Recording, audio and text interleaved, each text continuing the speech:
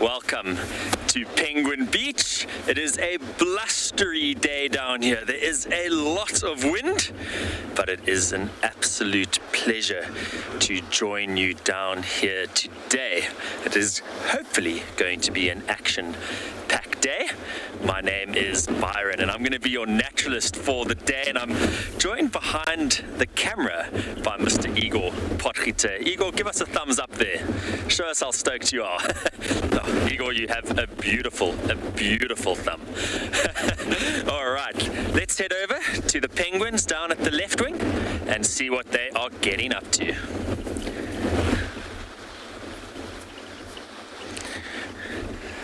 It's quite a large waddle of African penguins hanging out on their favorite little rock at the left wing. The tide is still quite nice and low and the rocks are exposed. The penguins actually are not on the sandy beach at all. They're all hanging out on the rocks. The majority of them facing away from the very, very strong wind that we are experiencing down here at Betty's Bay today. I would say it's blowing at about 40 kilometers an hour, and it is only due to pick up. Fortunately, I don't think we're going to have too much rain today, so we should be able to stay with you live for the duration of the show, and we are coming to you live, and we would really love to hear from you. You can register on our website. You just need to go to wildearth.tv/questions. And you can post your comments and questions there, or you can scan the QR code that is going to pop up on your screen. We really want to hear from you. Come down to the beach on this blustery day and join us for a chat with the penguins.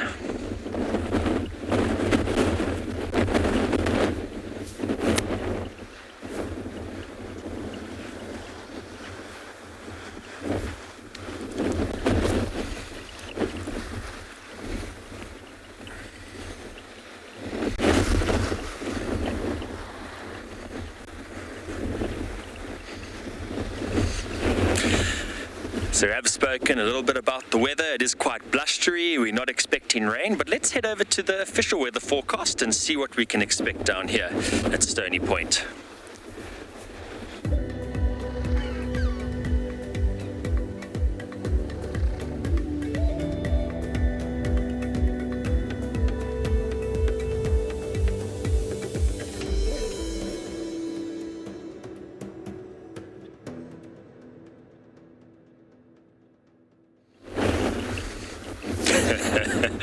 Mel gives the most enthusiastic weather reports. I must say it is 22 degrees, partly cloudy in Betty's Bay. Thank you, Mel, for always bringing joy to our lives down here at Stony Point. So a good weather day, another nice warm day in Betty's Bay. And I must say, I wouldn't quite say it's the calm before the storm, because it is rather windy and blustery, but there's going to be a rather large storm hitting us tomorrow and on Sunday. So Igor and Jax, bring your wellies and your oilskins.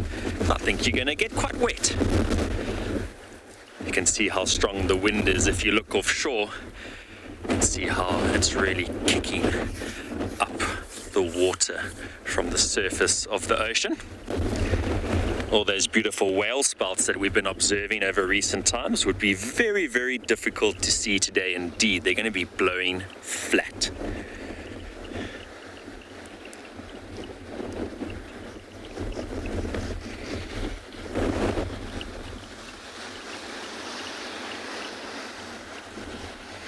You can see the further you look offshore, the more extreme the conditions become. It's relatively sheltered where we are. We've got the residential area behind us and some coastal scrub. But as you get into the open ocean, the wind is really blowing hard. That is such a beautiful shot between the rocks, beautiful rugged rocks that occur down here at Stony Point, ancient sandstone formations. And the Cape of Storms starting to live up to its name.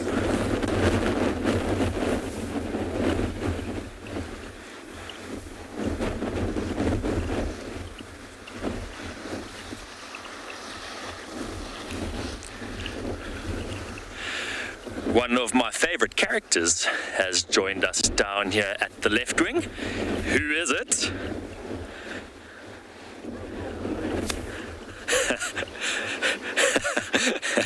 Hello, Lloydie. You are quite right. I can't actually tell you how many times I've nearly been blown over by the wind in the Western Cape. It's not even a joke. We have a cycling race called the Cape August, and the one day the cyclists were actually holding onto their bikes and they were extending their arms out, trying to keep them on the ground. And I believe the cycle tour was actually cancelled because of the strong wind. So it is a real challenge. In Cape Town itself, the wind can channel directly through the buildings and has knocked people onto the ground, and holding poles is actually a reality. You've hit it spot on. Look at Mr. Yellow Socks, the little egret, doing quite well for a blustery day, standing nice and tall and not swaying too much with the wind. The feathers are just getting ruffled, which of course is going to play around with this bird's insulation a little bit, but fortunately it is quite nice and warm today. I must say, Mr. Yellow Socks has been very, very patient today. We've been down here since 12 o'clock, and this little egret has been standing in this exact position since then and has not caught any prey. It has just been standing patiently and sheltering behind those rocks, trying to stay away from the wind while monitoring the very shallow rock pools in hope that there might be some southern mullet trapped in there. But I haven't even seen it make one attempt. Igor is pointing in the distance. I think he's looking at Mark and Cleopatra and the crazy eights that are taking a very slow swim close to the slipway and the breakwater.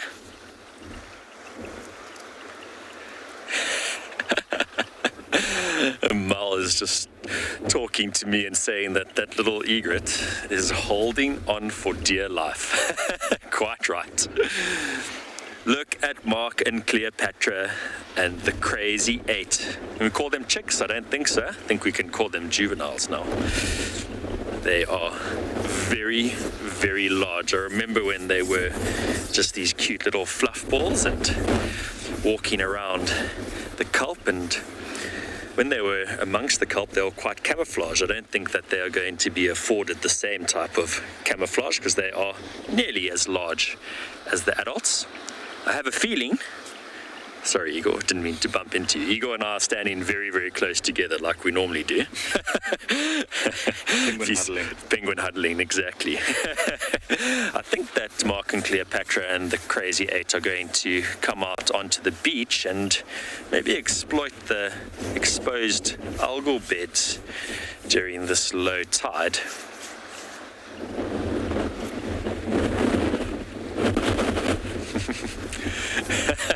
Momo, it is quite funny because I know that those little legs are working very, very hard indeed underwater. We can't see them, but nearly look like they are standing still. I wonder what speed they are traveling. 1 kilometer an hour? Against this wind, it is very, very tricky. This wind is definitely going to blow them backwards all the time. I must say my hat is strapped onto my head in fear of losing it into the ocean, and my microphone along with it. They're making their way directly towards the hideaway. We all know that the hideaway is one of their favorite places to hang out, and it is nice and sheltered. There's a nice bank of rocks, and it seems like the wind just blows straight over the top of those rocks and the beach below it. It's nice and protected. not quite going round in circles, but not really moving too fast. Looks like they're actually going backwards now.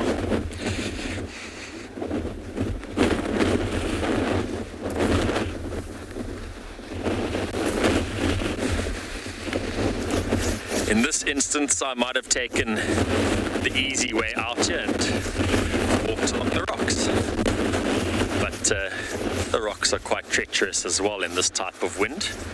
The boardwalk would have been ideal, but there's a number of visitors that have come to observe the African penguins today, obstructing the boardwalk, which would have been the easiest path. You think this is like the Egyptian goose version of a treadmill? It certainly looks like it. That is it. It's Egyptian goose treadmill for sure. Those legs are going to be nice and strong and very, very stiff, I'm sure, by the end of the day.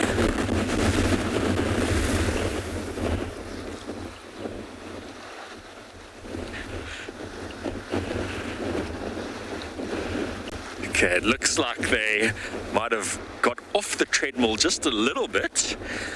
They managing to just inch by inch move towards the shoreline, and as they get closer, the effects of the wind are reduced, because there's a slipway there and those rocks that we were speaking about, and some wave action that is assisting them right up onto the slipway.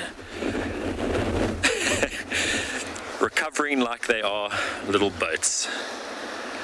The slipway is it's so cool. They're just getting washed up there.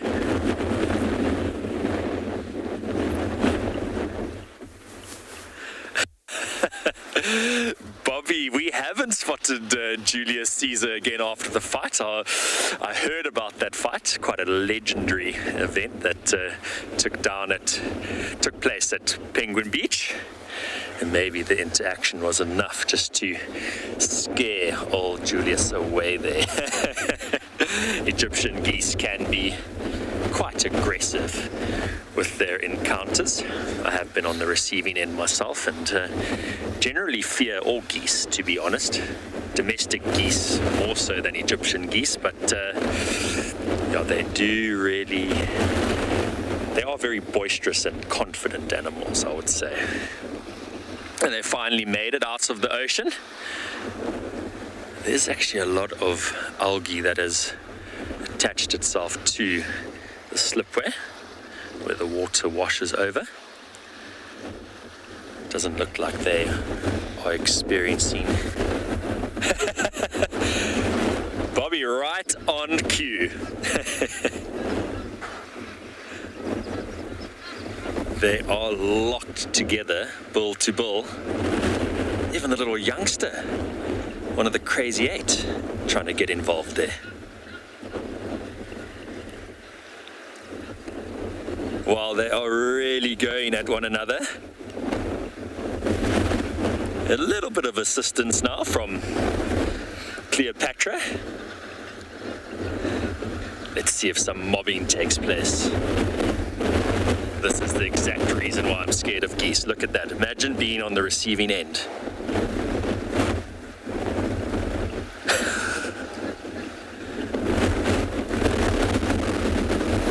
It just looks like chaos. Wings are flapping everywhere, and neither individual is backing down at this stage. They've fought all the way back into the water along the breakwall. The individual on top actually looks like it's hitting the one on the bottom with its wing. Its attack. All the way back out to sea.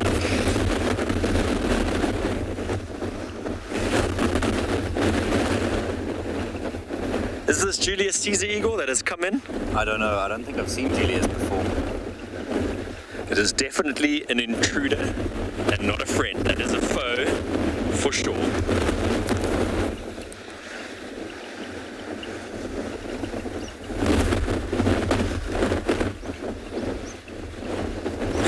Kayla, you are quite right, and welcome to the show. It just looks like it's never going to end. The individual is actually pursuing the one from the water to the rocks. seems to be a break in conflict. I'm really interested to see what happens now, because the entire family have abandoned the slipway, came towards mom and dad. I can only assume that they were trying to help by watching the juveniles' behavior on the slipway. It's definitely disturbed their relaxation and foraging. It all seems to be well now, although that other Egyptian goose is only about 40 meters away and is slowly edging closer. It's landed on the slipway, so it's now about 20 meters away from Mark and Cleopatra and the Crazy Eight. I'm sure we're going to see another fight during this show. That was quite hectic, eh? Wow! That was intense. Very, very intense interaction from the Egyptian geese down here.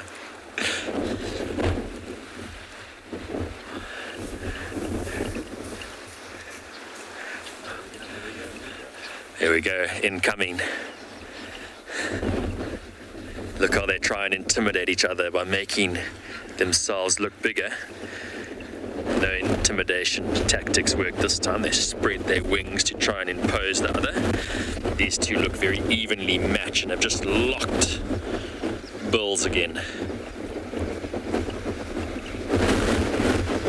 Cleopatra is not happy with the situation, but standing right on the periphery, honking at her displeasure. The wing slaps look very intense.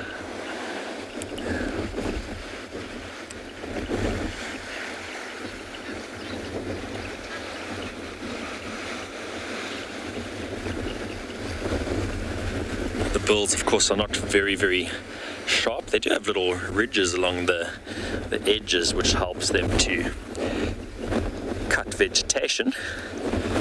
But imagine if that was a little egret's bill, like a spear. Fortunately, no spears around.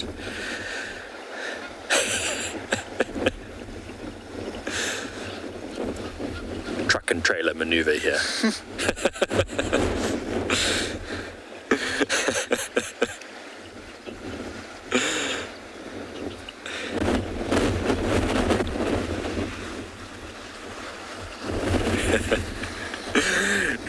Riley, you are quite right. Stony Point does have a lot of space, and Betty's Bay in general.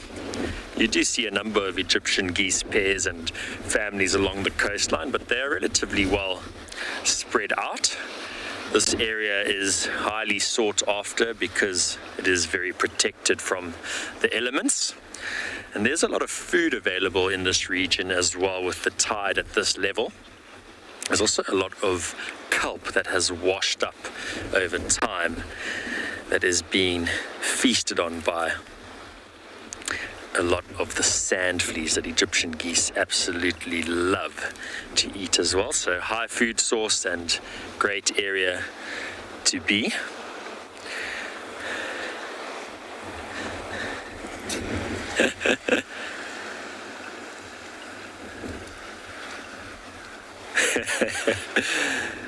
That individual just keeps wanting to come back. It's left the family again. Definitely looked like Mark was the dominant male in that situation. Mark looked like he had held the other male by the back. Well done, Mark, for defending your family and the area. Although I do believe that Mark and Cleopatra and the Crazy Eight encroached on this Egyptian goose in the first place. I know that there is a pair that hangs out around the left wing that I don't see at the moment, and it could be that pair. Maybe it was Julius again.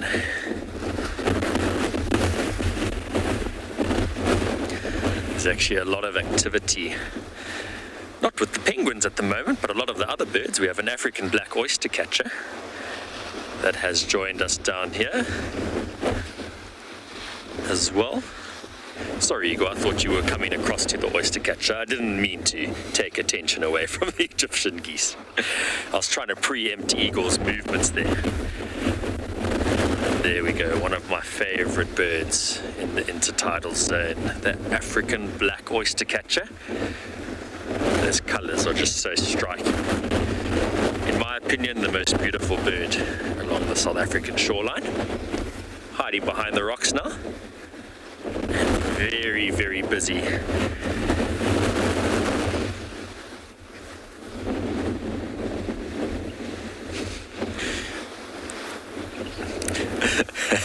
Hello Sugar Bits, thank you so much for joining us on the show once again. I definitely would not be that other male Egyptian goose, I can tell you that. I don't want to be on the other side of that bill, even though it's quite blunt, but those wing slaps looked rather intense. If I could be any bird, what would it be? There's so many cool birds out there. So many beautiful birds, so many agile birds in the air and also in the water. I would be, I think, an African harrier hawk, because they are awesome, awesome birds. The gymnogene, and that bird moves around in rocky areas and pushes its face into crevices, that's why it lacks feathers on its face, to find little chicks and eggs. And it also uses its feet to hang onto weavers' nests and claws inside. They're like dinosaur birds. They're just such awesome, awesome predators, and they are beautiful as well. Grey, beautiful yellow, naked skin on its face. Lovely broad wings as well. So definitely one of my favorite birds. Definitely my favorite raptor for sure. Other than that, I would like to be a beautiful little male sunbird of any species, because they are just so beautiful with those iridescent feathers. I thought you'd go for a kingfisher. Kingfisher? Yeah. What bird would you be, Eagle? Whenever I say eagle, I nearly say eagle, but what bird would you be, Eagle? Eagle's thinking. Probably a hardy-dar. A hardy-dar. Why do you want to be a hardy-dar? So you can annoy people in the morning at 4 o'clock? Yeah. So Eagle wants to be the African alarm clock. So you can wake people up in the morning at 4 o'clock and disrupt their sundowners in the evening as well.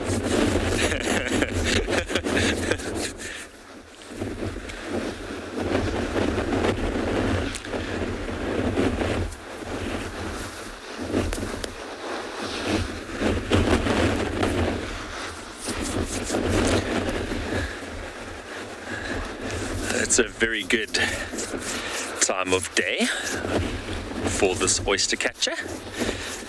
A lot of the rocky shores are exposed at the moment, which means its prey is very abundant. You'll notice it hasn't had to move much and has been very busy chiseling away with that nice broad straight chisel-like bill to prize any sea snails off the rocks. This is one of their favorite areas to find periwinkles, as they are known locally, or top shells. A very, very easy source of prey because they move very, very slowly and are mainly just hanging out on the rocks as well.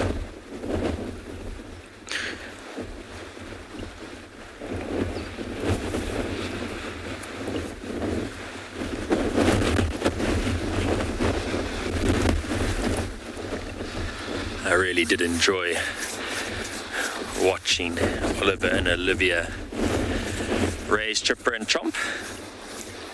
It was really cool to observe the parents bringing food to the chicks, and we got to see them shuck the actual meat or tissue out of the shell and provide it to their chicks. And a lot of it actually took place in this exact area. And you could see the middens, the shell middens left behind by the oyster catchers. There's only one here at the moment. Earlier I did see the other individual fly all the way up the point, and it has not returned.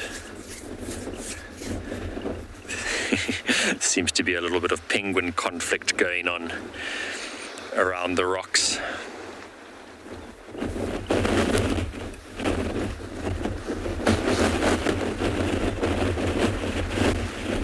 Optimistic kleptoparasite. Nadia, that is a very good question. I don't think so. Chipper and Chomp could be in Namibia at the moment. They could be 1,500 kilometers away. But generally they will settle a couple of 100 kilometers away from their natal site. And it will, of course, be very, very difficult to determine if it is, in fact, Chipper and Chomp. Even if they do return, African black oyster catchers are very difficult to ID when it comes to breaking it down to a specific individual. You can't tell the difference between males and females, which is also quite a tricky task. They have to be standing together. If I had to look at this individual by judging the length of the bill, I lean towards female, because the female's bill is just a little bit larger.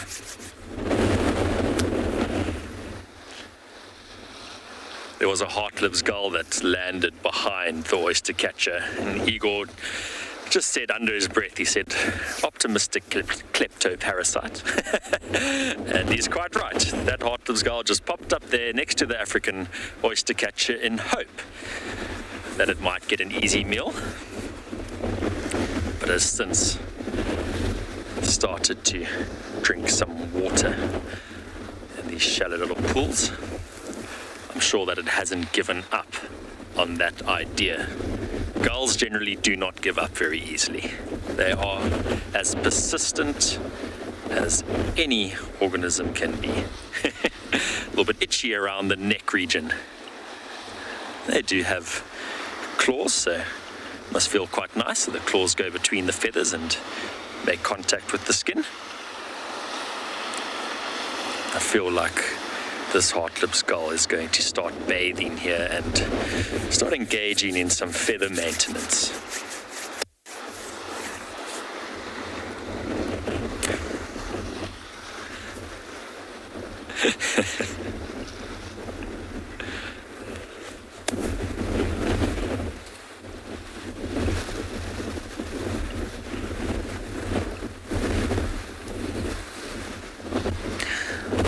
This really is a perfect little bath for this size bird. Had a nice drink, pushed some water over its feathers, over its back, and gave a little shake and flap of the wings as well, just to get rid of the water as well.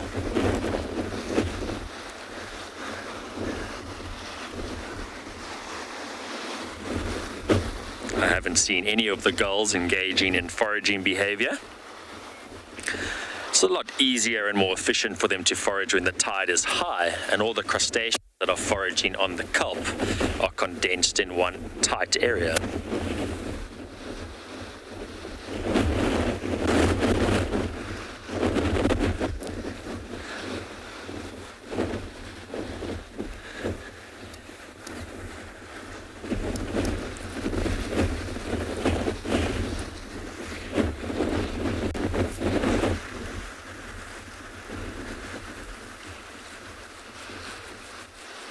Hi Roy, that's an interesting question. I can tell you why penguins are black and white for sure.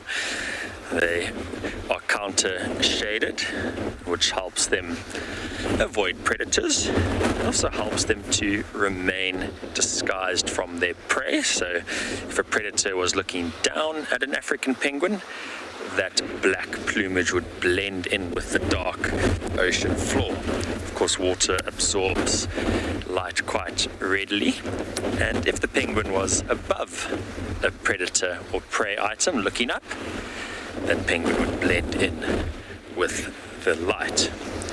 Igor, any other ideas why most seabirds are black? There are a number of cormorant species that are black. I know that if we look at the bank cormorant, for example, it is completely black, and it spends most of its time foraging right on the ocean floor, nearly running along the ocean floor and sticking its neck between crevices. But the prey that it acquires will be looking up at it, because they mainly occur along the ocean floor. Maybe it's because it's nice and dark deep down there, and it can have a little bit of camouflage. That would be my deduction. Igor's nodding, but he's not nodding with confidence. So. Jax Jax brought up something interesting the other day. She said that albatross, for example, have that counter-shaded color with the black on top of the wings and the white underneath, which actually causes the temperature difference, or the way that the colors absorb and reflect light, heat. That causes different pressure on top and below the wing, which actually makes them glide more effectively. I forgot exactly what the number was, but I think it was 5 to 10% more efficiency while flying, which was quite incredible, because a bird like an albatross spends the majority of its life actually on the wing. There we go. That is amazing, Igor. It's always fantastic to hear from you. When I'm in doubt, just ask Igor. He's definitely going to provide some great information as well. Of course, Igor is a nature fanatic, and that is why he films wildlife for a living.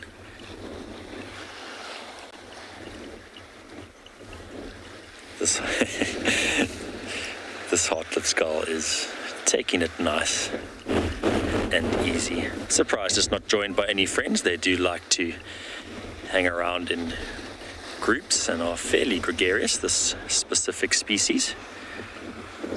And they like to rest in the same area, forage in the same area, and they like to congregate before heading offshore, or a little bit inland, as they do these days. They never really used to go inland. They've got a very high affinity for earthworms on rugby fields. Igor, let's head over to the African penguins and check what they're up to.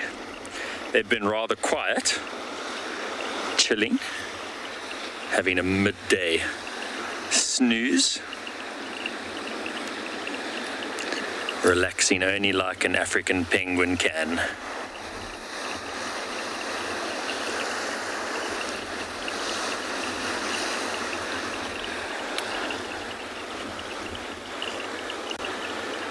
Some awkward preening taking place.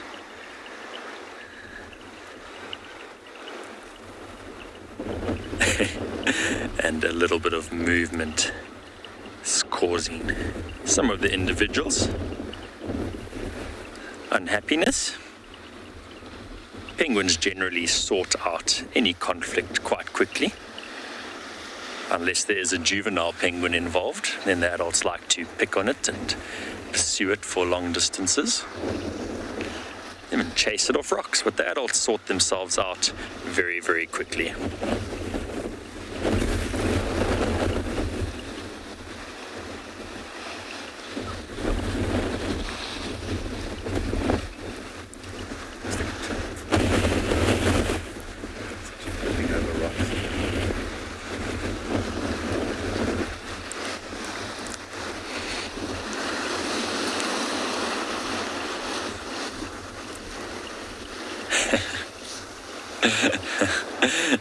Hello, Olivia. Thank you so much for that question. It also depends on the area that they occupy. I've spent a lot of time at boulders, and there's a lot of African penguins that hang out and nest directly on Foxy Beach, which is just open sand. So they do not dislike the sand. But definitely at Stony Point, I think they are quite used to a rocky substrate. There's not too much beach here. There's also a lot of kelp that accumulates on the beach. And kelp, especially when it dries out, is not very comfortable to lie on. The rocks also break the wind, so it can also provide them with a lot of shelter. If you're sitting directly on an open beach, you can get blasted by the wind and sand blasted. And the rocks offer a little bit more protection. These individuals are sitting straight into the wind, but it doesn't actually look like it's affecting their plumage too much. It looks relatively protected there, even though it is open. Of course, penguin feathers are very, very small and they don't ruffle as easily as a gull's or a little egret's feathers.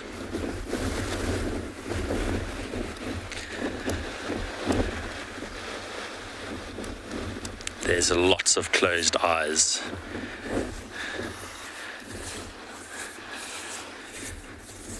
Amongst that waddle.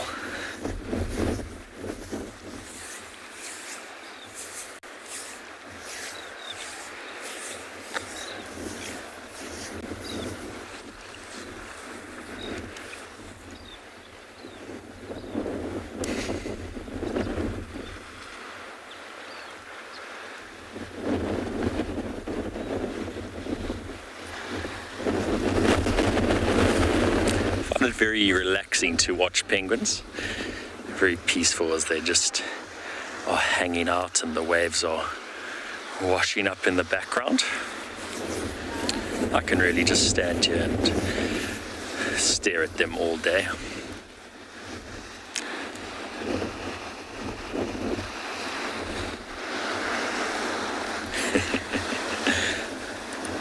We are expecting very large swell to hit Stony Point on Saturday afternoon and Sunday.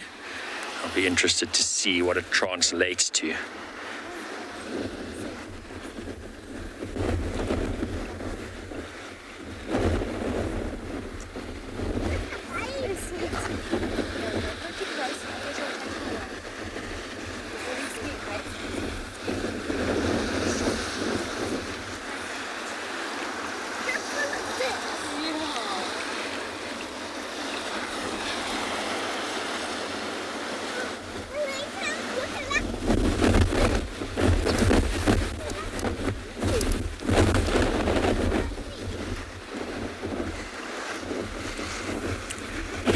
A nice little penguin bath.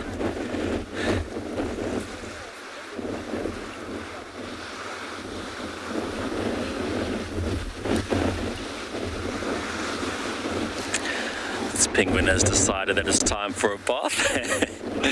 Look at that flipper just knocking the water quite gently. They can hit the water very, very hard at times when they're bathing. Is just pushing in and out of that gully. It's quite nice and surgy. Some water moving in now. And the penguin's just going to ride out the surge, just going back and forward with the ocean.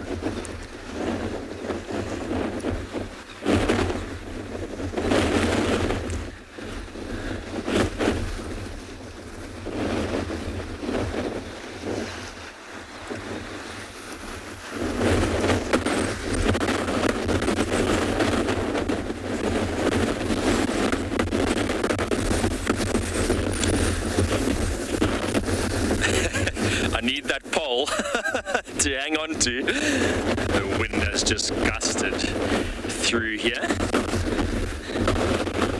and we're all firmly planting our foot onto the ground.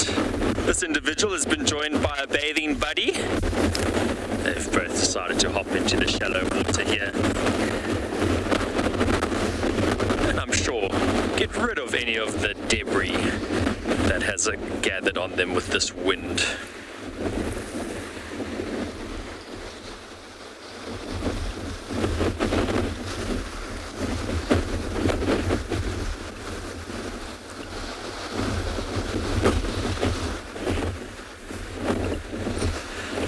Hello, Arctic Circle. I'm going to have to ask Mal to feed through that question again. So sorry, Mal. You're going to have to feed it through. There's a 13-second delay from Stony Point to Johannesburg, where Mal is. But I believe it is Canada's birthday. I didn't get the number of years.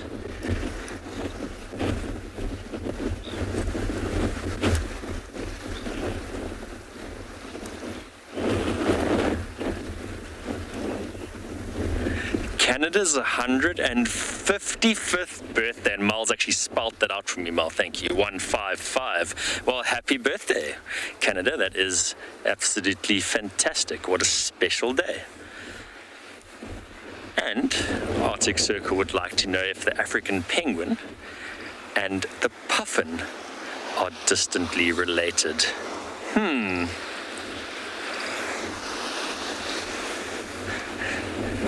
Arctic Circle has got me thinking.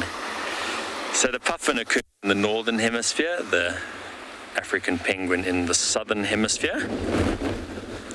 And I believe that penguins evolved in the southern hemisphere and puffins in the north, but I'm not going to answer a question that I do not know the answer to, so I'm going to have to go and do some research for you. Arctic Circle, the burrowing petrel, and we'll get back to you. I won't be here for a while until next Thursday, so I'm going to hand that question over to Jax and see what she has to say about it. Arctic Circle always asks questions that I can't answer.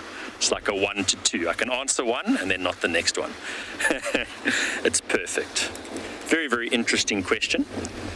Nice to see if they are distantly related, but my gut feel is no. Some Cape cormorants in a nice big flock just off the kelp beds. The most gregarious species of cormorant at Stony Point.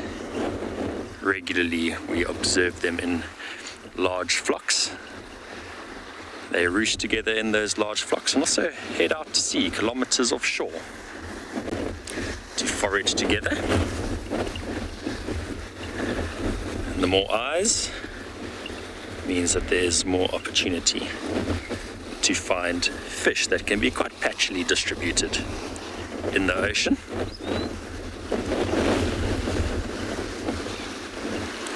And they are looking so beautiful. I'm sure that Jax and Igor are going to head down to, I think it's called Earth's End, the new location, somewhere there. I think that's the name. But the cormorants are looking so beautiful, and it is lovely to observe them during the breeding season, which has just started to kick off now.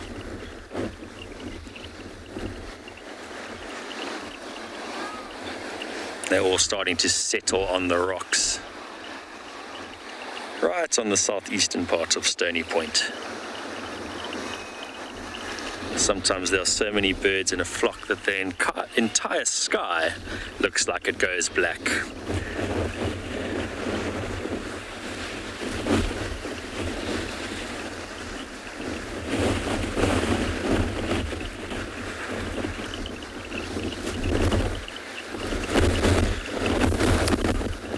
I was actually down here with my wife not so long ago, and the cormorants were inside that old lighthouse, and she pointed out that that is probably the best place that you can be as a cormorant. Some just hanging out there. There were actually some nests there as well. It's nearly completely enclosed, just a little gap. So very nice and protected from the strong winds that are experienced at Stony Point. It does jut quite far out into the ocean.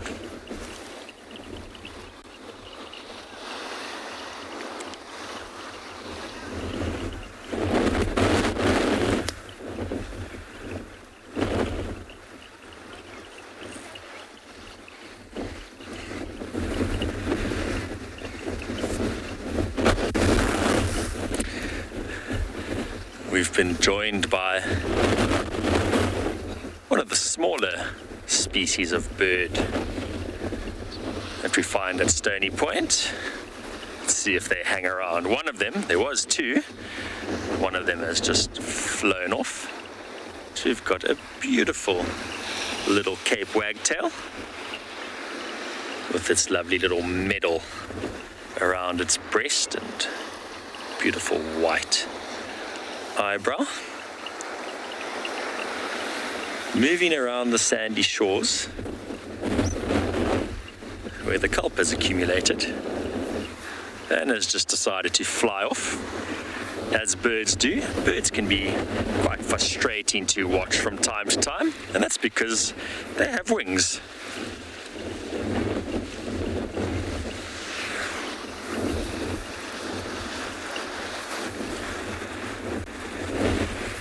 Marilyn, that is a very, very interesting question. I'm very familiar with a lot of terrestrial birds that will mimic the calls of other birds. No species automatically springs to mind, but I'm sure that it is likely. If you look at terrestrial species like the fork-tailed drongo, they are excellent mimics and love to mimic birds of prey, especially when there are meerkats around. They like to fool meerkats into running away back down into their burrows by fooling them and trying to show them that a predator bird is around. It actually caught myself, and I think it was Cedric, we were looking for an African goshawk and only found a fork-tailed drongo. So that's a very interesting question, Marilyn. And another one that I'm going to have to do some research into. A lot of the seabirds don't have very songbird type calls. They sound like pigs a lot of the time. Cormorants make some very strange noises, and the African penguin, of course, sounds like a donkey. So they don't really display the typical sounds of the songbirds on land. But it would be very interesting to find that out.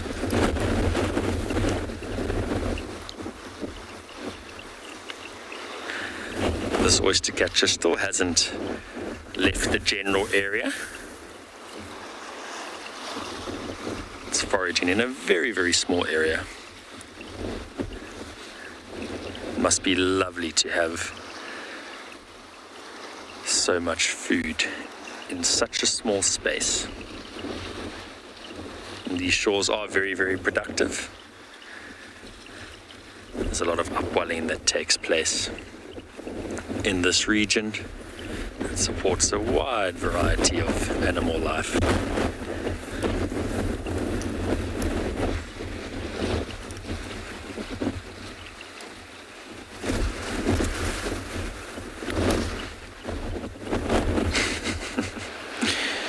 I wish everyone could see Igor now, the tough life of a camera operator. Stretching hard. Is it tough being a wildlife camera operator, Igor? Not for me, I love this.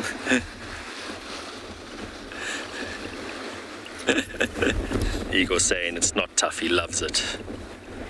I get to play outside all day. It's my dream job.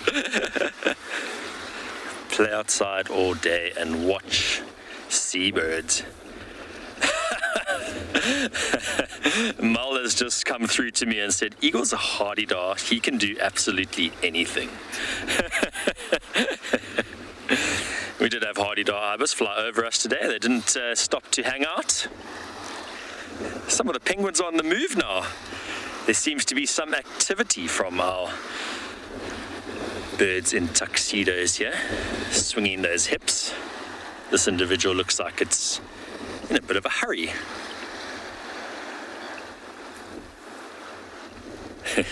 Wouldn't really call that a greeting. They did acknowledge one another. All of a sudden there is a lot of activity from the penguins. They have been chilling for the last 40 odd minutes. A number of them are bathing now, some of them are moving up the shoreline. The sun is also just starting to poke out.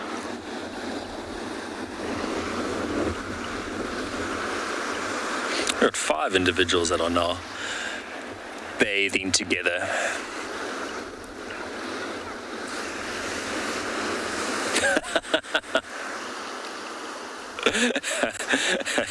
Annette, the penguin waddle walk, I absolutely love it. We have some more models coming out of the sea now that have come back from hunting.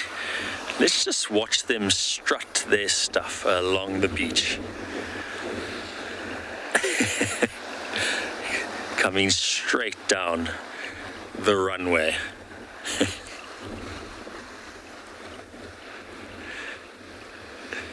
There's about 7 individuals that just exited the water out of a channel just to our left-hand side.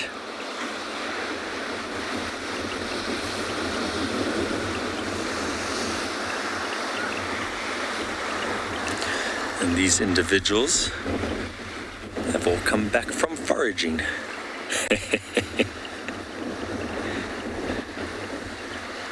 They really do look good in a group as well. This is always where I expect to see some conflict as new penguins join an existing waddle.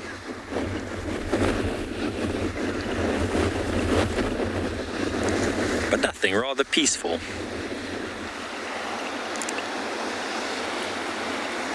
A number of the others have just stopped right next to the shoreline and have started to clean their feathers in typical penguin style when they exit the water.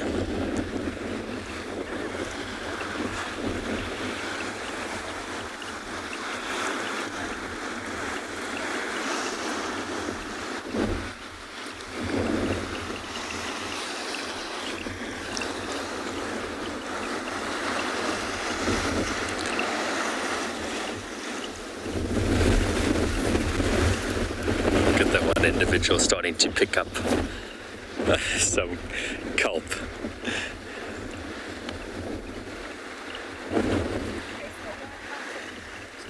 That is correct. Eagle's asking if that was the correct individual. So that penguin picked up some stranded kelp in its bill and dropped it immediately.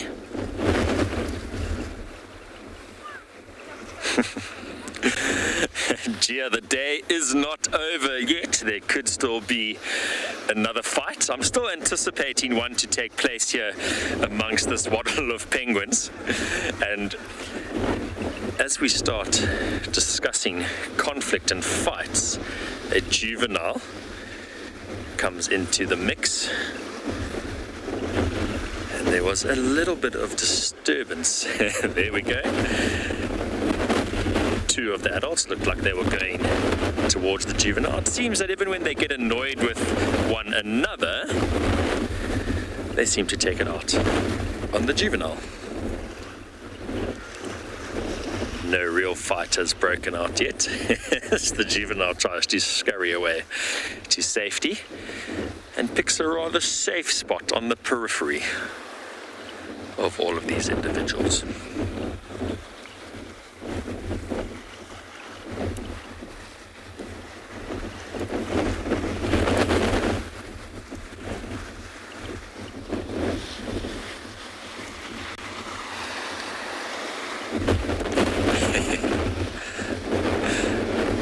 Some bill slapping going on there. That was quite incredible. They locked bills and then slapped their bills from side to side and broke free from one another. In the beginning, I was wondering if it was submissive behavior, but it definitely was conflict that we observed. They sized each other up and have now just moved about 40 centimeters away from each other with no more conflict and have just started to engage in some preening behavior again.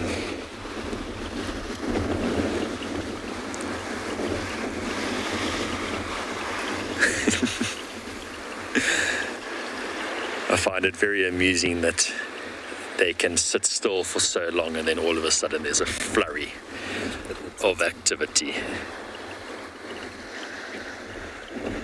Always find that the most grumpy penguins are the ones that are in the prone position because they've really settled and chosen their spot. They don't want to be disturbed. All the individuals coming out from their swim now, opening their flippers nice and wide and shaking off that salt water. This juvenile just keeps moving away from the adults. Everywhere that an adult approaches, it moves in the opposite direction. Just circling them at the moment.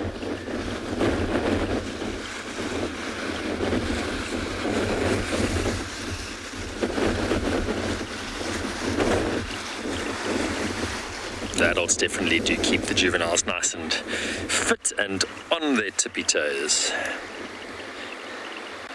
You constantly have to be aware.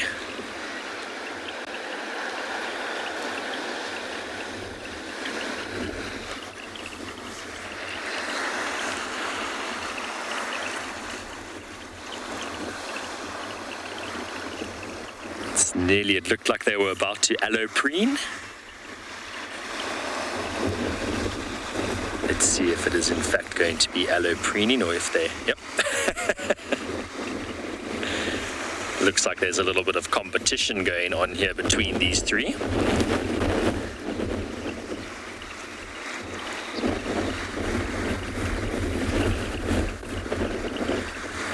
Definitely some competition.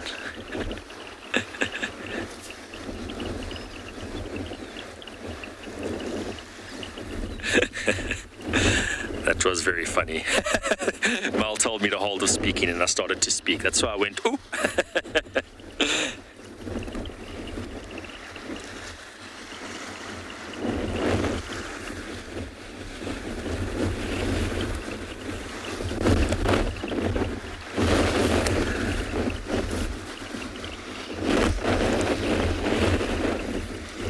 This individual is giving itself a little scratch on the side of the head.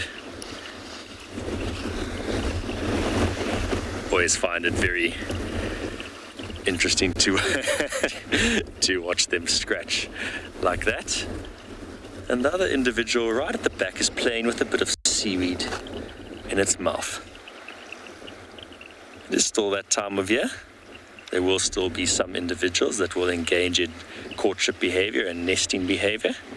And you like to pick up bits of nesting material to indicate to other individuals that they might want to nest and they're feeling a little bit broody.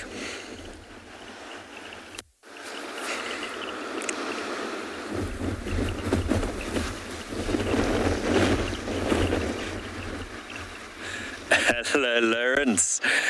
I think that this Friday waddle was absolutely fantastic and a great way to celebrate the end of the week and waddle right on into a weekend. So a fantastic waddle, as it always is down here at Penguin Beach. You can just see how the wind is even impacting on the shallow areas and the inshore areas now, as it's starting to increase in speed.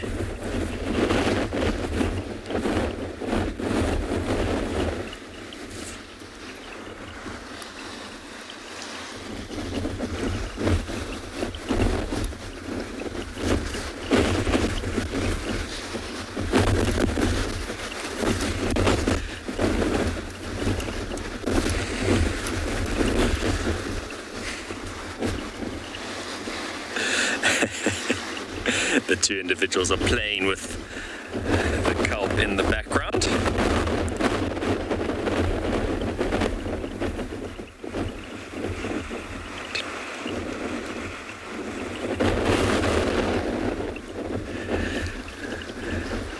There is some fantastic action in store for everyone in the sunset safari this evening. Cedric, of course, is going to be looking for Klalamba. And Chris is going to put on some of his cat whispering skills. Liam's going to head over to the Talamatis. That was very, very awesome to see them this morning. From myself and Igor down here at Penguin Beach, it's been an absolute pleasure. Thank you so much for waddling with us today and have a fantastic weekend, everyone. Cheers.